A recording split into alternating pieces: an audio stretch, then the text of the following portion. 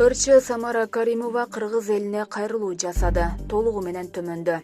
Саламатсыздарбы Кыргыз элим, күйөрмандарым, сүйүктүү мекендештерим. Акыркы күндөрү мага жана менин атыма байланышкан бир канча окуяларга күбө болдуңуздар.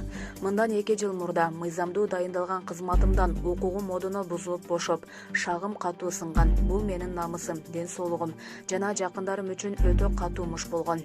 Ошол укугумду коргоп, канча убакыт соттошуп дайындалган ишиме кайтып барып, эли жериме, кыргыз маданиятына ак тилимден кызмат кылгым келген.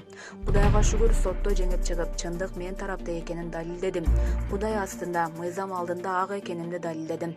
Кызматыма кайрадан киришип, музыкалык окуу жайды аз убакта өнүктүрүп өстүрүүгө ак ниеттен бел байладым эле. Бирок окуу жайдын эмгек жамааты буга макул болбоду. Аларды адилеттүү башчы, ак кызмат өтөгөн ишмер болууга убада берип, ынандырууга аракет кылдым. Мурунку директордун жүз сүйлөгөнү, кубулганы, 5-6 адамдын басымы менен коллективде погода өзгөрүп турат экен.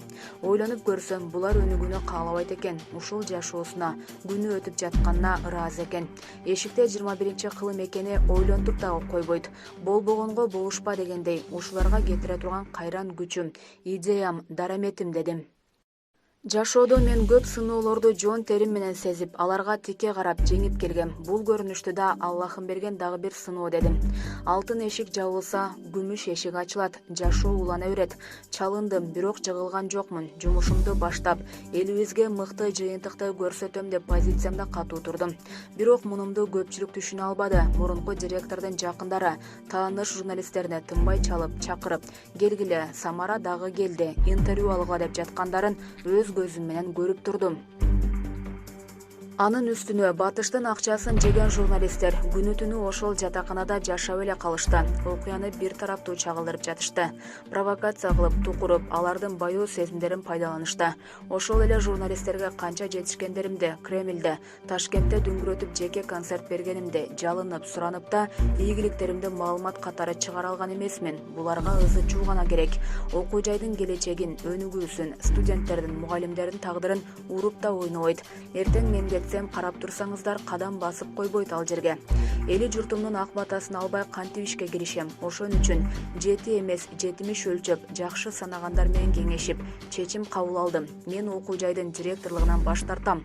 Бул тууралуу арызымды жазып, буюрса министрликке жолдойм.